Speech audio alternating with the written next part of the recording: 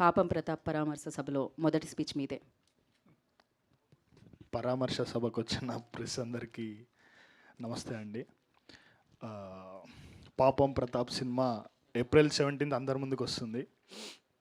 ఈ సాంగ్ అంటే కేఎం రాధాకృష్ణ గారికి ఎప్పటి నుంచో కాలేజ్ డేస్ దగ్గర నుంచి ఆయన పాటలు విని విని ఆయనతో పనిచేయడం ఈరోజు చాలా అదృష్టంగా భావిస్తున్నాము. అండ్ మీరు ఖచ్చితంగా ఈ సినిమాతో కేఎం రాధాకృష్ణ గారు వింటేజ్ ఫీల్ అంతా చూస్తారు.